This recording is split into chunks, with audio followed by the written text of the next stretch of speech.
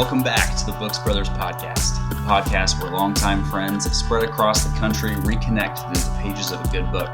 Each episode, we dive into what we are reading, sharing our thoughts and perspectives, all while enjoying a few laughs along the way.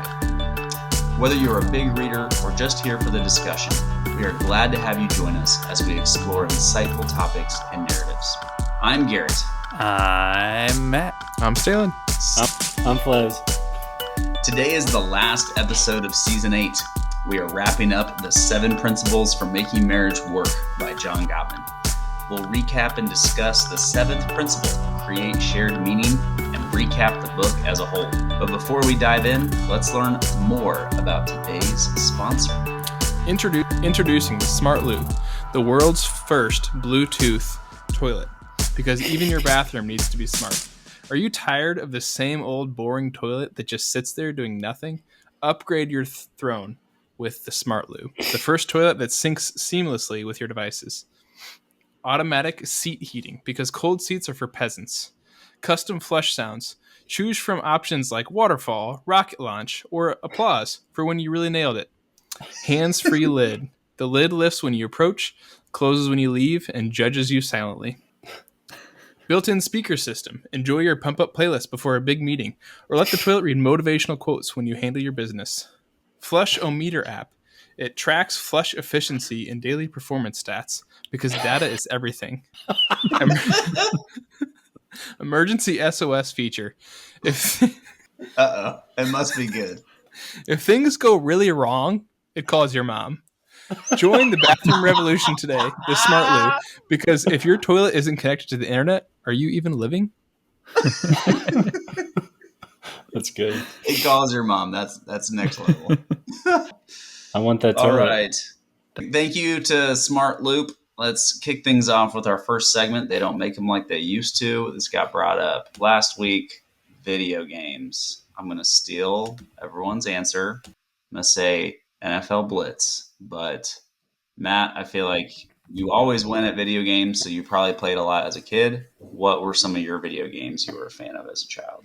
Well, that's a loaded question because some of the video games that I loved as a child, they still have remakes that are out today, like Super Smash Brothers.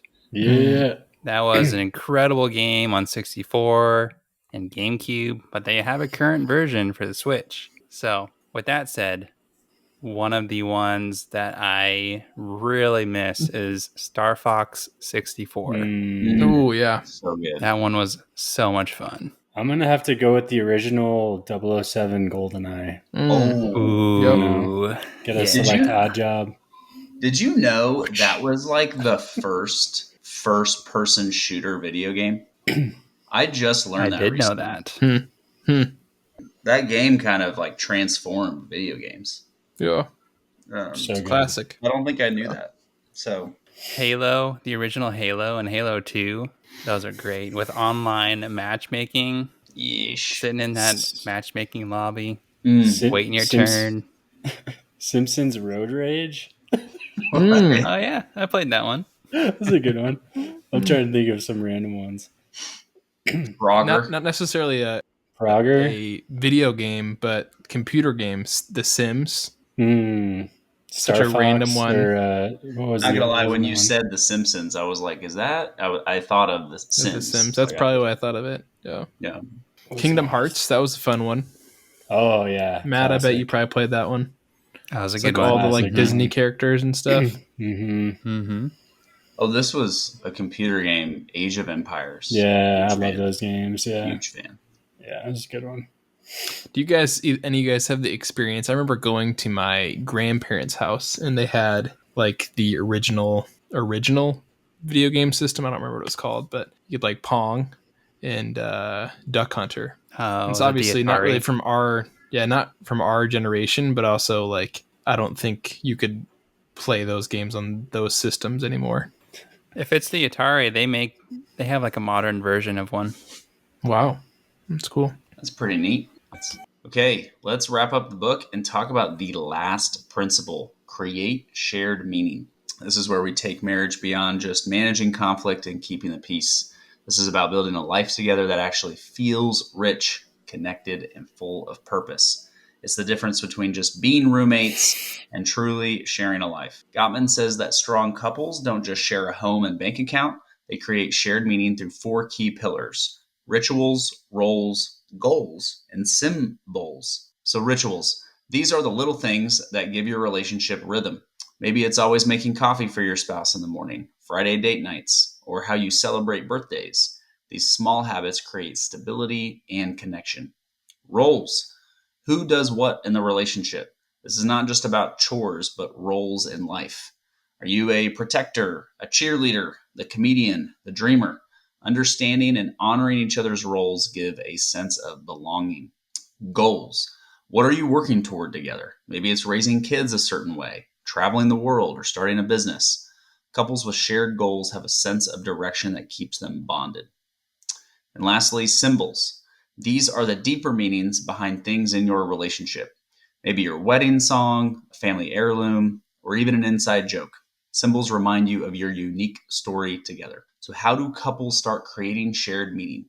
Gottman suggests talking about these 4 areas intentionally. What traditions do you want to build? What roles do you each play? What dreams are you working toward? And what symbols hold meaning for you? While those questions are rhetorical in this recap, I do want to ask you guys, which pillar is most robust in your relationship and why? I think for us, the one that probably stuck out to me the most is roles.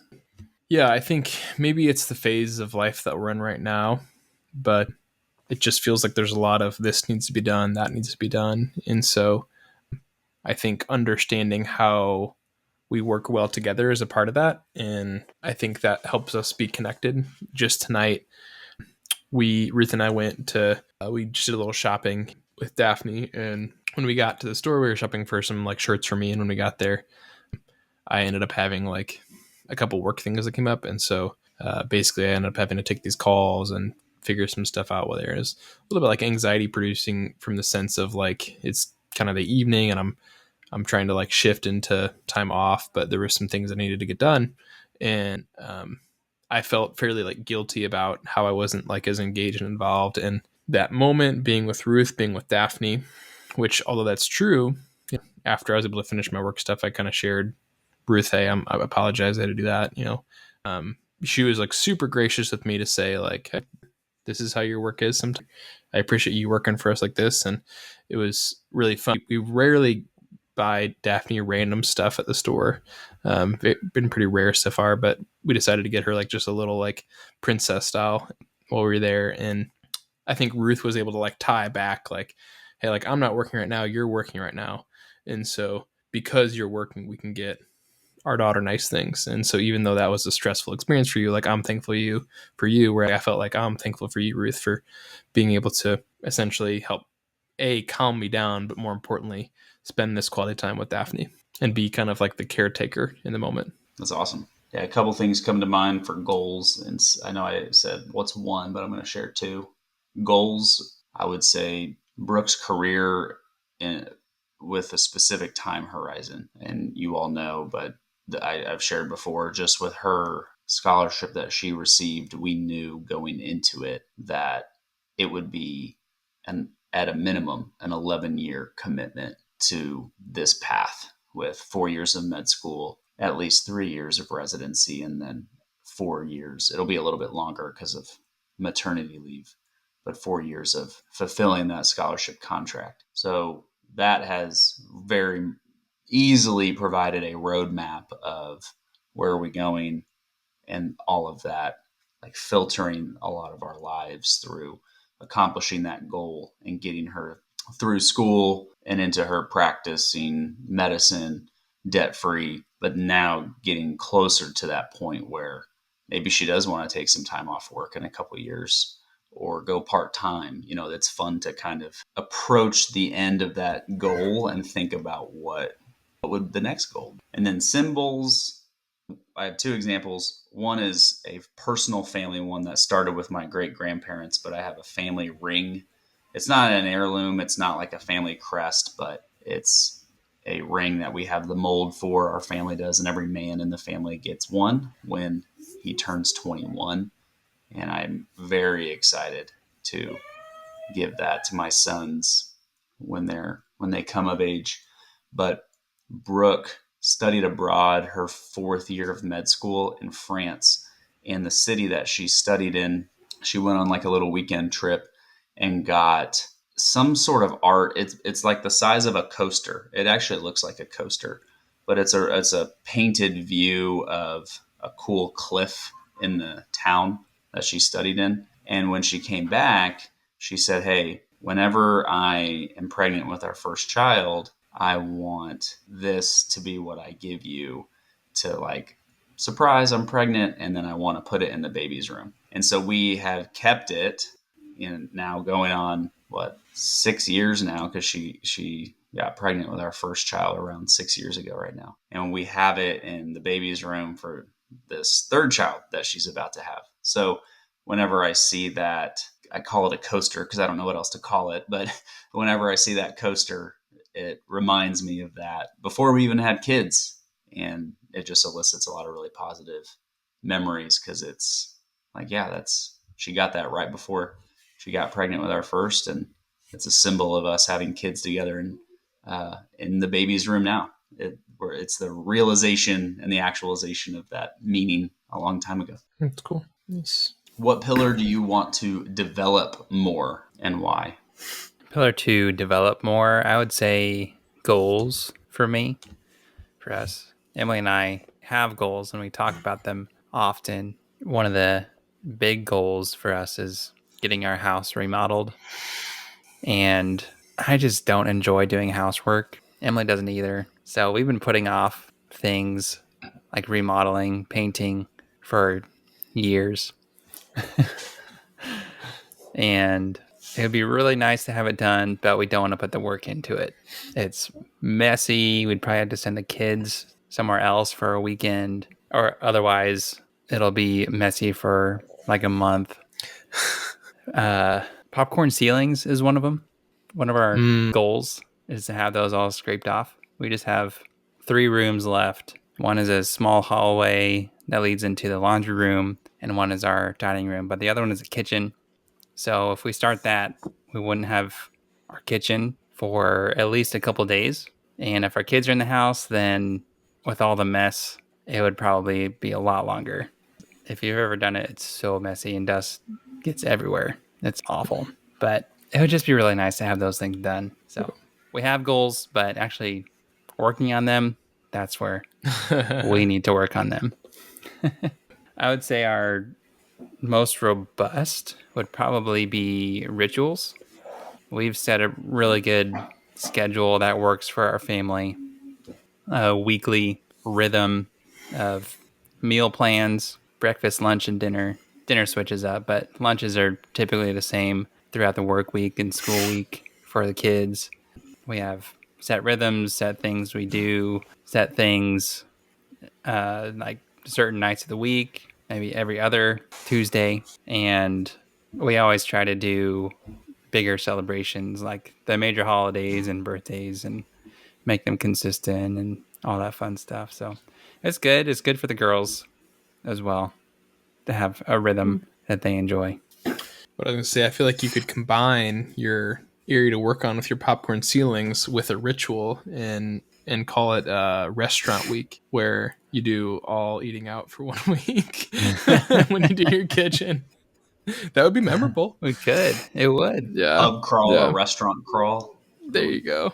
We do like. I mean, going I'm out to eat sure a like lot. I feel like your kids would remember something like that and be like, that was fun. I mean, you could paint it that way. Yeah. So on that note, for me, I feel like the ritual side is something that I do want to work on for us. You talk about kind of like your weekly rhythms, and we definitely have some of that. We have like our schedule, but I feel like the desire that would want to express is that like to inject more intentionality into certain things.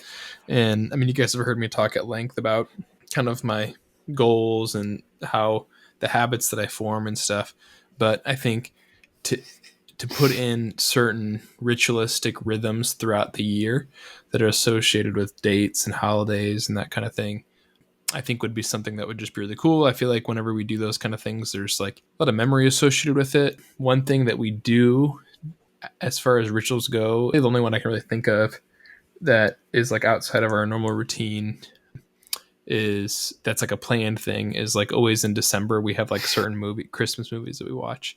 And I know a lot of people do that, something like that, but for us it's always been like a kind of a very meaningful time where we are more intentional about resting and more intentional about watching silly old movies. And I think having some of those things in place to kind of as Garrett, you were mentioning like the art that Brooke gave you, where you kind of inject a lot of meaning into moments that can be small, but you make them bigger through that. Right now, Sarah and I are all about goals. It's mostly just goals right now. I feel like goal to learn how to handle conflict better, conflict resolution, like to set us up for success for when we get married, and then I have like all these goals for her house to make it look cooler, and literally like I used ChatGPT to recreate the front of her house, and it is badass. Like, it's so cool. We're gonna do it. We're gonna do it like to a T. I took a picture of the front of her house, and I put it in the ChatGPT, and I said, "Make this look cooler." And then I did like a few more prompts, and it looks awesome. And then I had it like list out instructions of how to do everything and the cost involved and everything. So that'll probably be the first thing that we do, because that'll be the least, least costly. The backyard will be really, you start doing like a patio and, laying concrete and stuff like that. It gets pricey. But then like her basement, even her basement, I was like, there's boxes everywhere. This is like the smallest ceiling I've ever seen, or the shortest ceiling I've ever seen. Not a ton of space. I took a picture of it. ChatGPT turned it into this badass speakeasy. It looks really cool. So we're going to do that now. So I don't know. Just like a lot of things to look forward to like that. And I look forward to establishing more rituals together as we get like further along in our relationship and are, living together more. But I guess, in dating, we're keeping up with doing something different here and there on the weekends and stuff like that. And I go to her barn usually once a week to hang out with their horse. I think roles is something that we'll probably have to learn more about as we kind of continue on. Symbols, I guess one symbol I could think of is like, came up with the word pineapple for when usually me is flooded. Pineapple means like, this isn't going anywhere good. Let's just take a break for a second. So have yet to implement that, but it's, it's there as needed. Yeah. That's great. That's good, man. Gottman concludes the book by sharing the magic number to a happy and healthy marriage. 6. Not sex. 6. These principles can feel daunting to implement. So where do you start? How much of an investment will this take to have the marriage you want? Well, but doing a handful of things throughout the week that totals up to 6 hours, such as a weekly date, showing affection as you leave for work and returning from work, and having a State of the Union meeting, which totals 6 hours, you will see improvement. What recommendation of the 6 hours of time that he broke down do you need to work on the most? I can start. A State of the Meeting sounds difficult. I like it. I like planning. I like organization. Sometimes too much formality can overwhelm Brooke.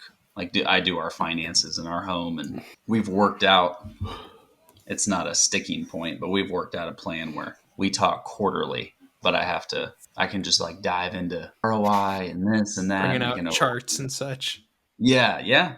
And you got a laser pointer. She's like, what is this? I made a deck.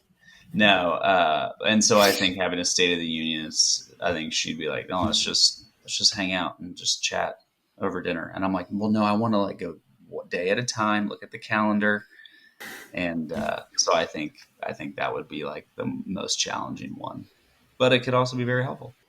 I like Matt already does that, so I can just call you offline and get some advice. I don't do charts or graphs. We just talk.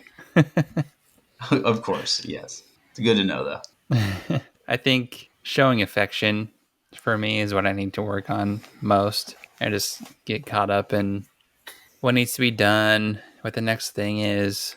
And yeah, it's just something I need to get better at, is showing affection. Little things throughout the day, little sayings, or I don't know. Just show that I appreciate her more than I do.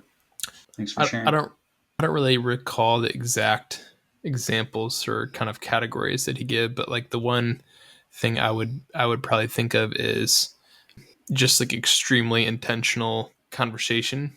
I think he kind of hit on that in a few different categories, but just to say like, hey, let's talk for, like, even lead it with, let's talk for 5 minutes here, or like, let's talk for 10 minutes here, instead of kind of the conversation happening as we go about doing something else. So like a very focused, intentional, maybe it's after we put Daphne to bed and we a 5-10 minute quick conversation of kind of addressing the day. I think that's something I know Ruth she likes stillness. She likes kind of peacefulness. And I think for me, it's hard to sit and talk. I want to like be working on something or doing something together, but more intentional conversation.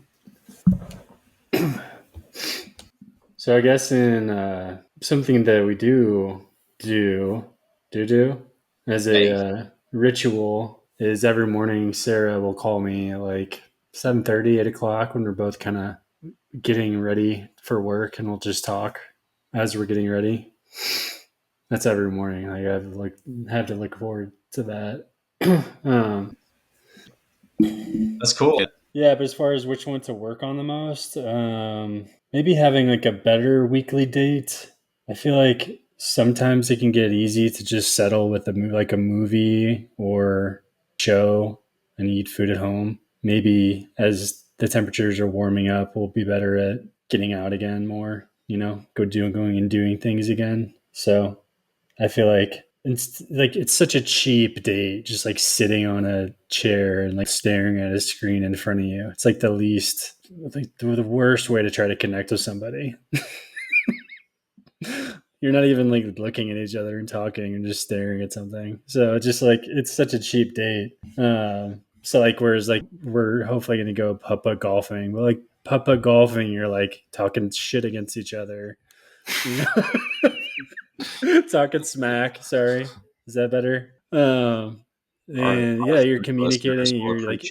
You're interactive.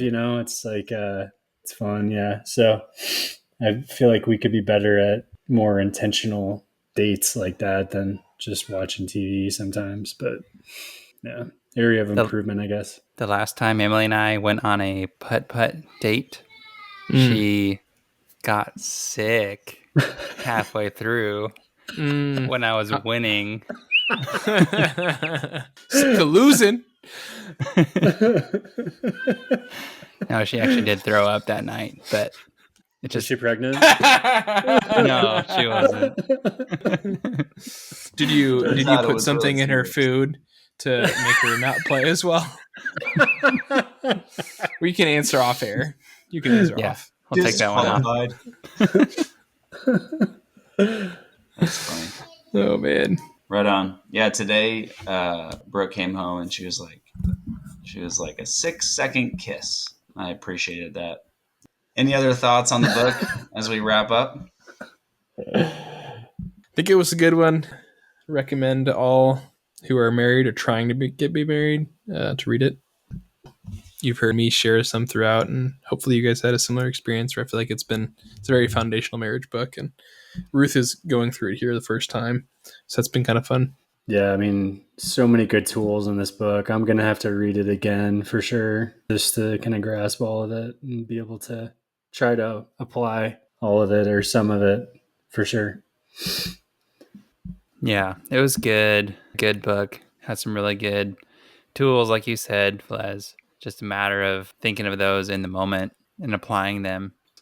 It did provide some really good questions to ask each other, especially when Emily and I went on our trip to Aruba. I broke out some of those questions and we went through them, and that's cool. It was really good just talking through them. Yes. Yeah, going through it together has been really special. Brooke, not every week or whatever, but Brooke's been listening. She just finished it yesterday. And I mean, I joked, but it was really cool. Like the 6 seconds and talking through some of the questionnaires and listening to the podcast. She's really enjoyed hearing other guys' perspectives too in their own marriages. So it's been a really good 2 months. Yeah, so thank you for joining us in our discussion. That's a wrap on another book. We'll take some time off, but when we return for season 9, we will start reading Becoming a King, The Path to Restoring the Heart of a Man by Morgan Snyder. Robb, you recommended this book. Can you share why and what you're looking forward to the most about it? Yeah. So back when I was getting married, a year, I guess, from the time that I got engaged to the time that I got married, I did monthly marriage prep with a couple, but then I did spiritual direction with one of the priests that married us. And I was asking, I was like, hey, I just want to, become a better man before I get married. And do you have any resources that you would recommend? And so he recommended this book, Becoming a King. It's for a Christian audience, so it's not necessarily for Catholics necessarily, but yeah. So I got into this book right before I got married, and the foreword for the book is by John Eldredge, which is you guys might remember him from what is it? Wild at Heart. Wild at Heart, which is like one of the most, I don't know, famous books around like Christian masculinity, I feel like. But there were a lot of like good people that had quoted this book, like Christopher West, Steve, or the Eldridge guy as well, and some other folks. But yeah, just the insert of the book. How do you become the kind of man, the kind of king to whom God can entrust the kingdom? So it really focuses on just different traits of authentic masculinity, probably a lot of good things that we've already talked about, but with us being Christian men with values where we want to follow the life of Christ, how do we weave this all back into Jesus and what he's called us to, and the keys to the kingdom, right? Of how do we become a king, someone worthy enough to inherit the kingdom. And there's a lot of good things in here. I mean, just looking at the book with some of the chapters, there's the references around becoming a son, becoming true, becoming the man you are to be, becoming a generalist. This one's kind of interesting. I remember this. It's like, rather than being super good at a few things, just being okay at a number of things. And just, I think we might enjoy getting into that, just since we have talked about some of that stuff. Becoming a warrior, becoming good soil, deep roots, like-hearted, and becoming a king. So just kind of like recognizing our true identity and how we can really uphold the responsibility that God has given us as men, and how do we become that and live in that fully authentically. So excited to get into this with you guys. I think, yeah, Mask and Masculinity had some good topics around masculinity, but I think that was a more secular view, and this will get us more down the faith component side of things. So excited to get into it with you guys. That's great. Thanks. Yeah, I know we've talked offline a lot about getting into a specific or more explicit Christian or spiritual bent book. So I'm very excited about this. Thanks for recommending it. It looks like he has a podcast, Become Good Soil. And he's only written this one book, which is interesting. He wrote it about 5 years ago. So excited to get into it. Thanks for recommending it, Robb. We're really excited to get into that book. And yeah, thank you again for listening to and reading along with us for this book. Thanks for listening to this week's episode of the Books Brothers podcast. Again, we'll be taking the next month off, but when we return, we will start discussing Becoming a King, The Path to Restoring the Heart of a Man by Morgan Snyder. If you've enjoyed listening or benefited from our conversation, please subscribe, give us a review, and share with a friend that you want to connect deeper with. Lastly, we would love to hear your thoughts. You can reach us by email at connect@booksbrotherspodcast.com or on Instagram at booksbrotherspodcast. Until next month, read, reflect, and connect.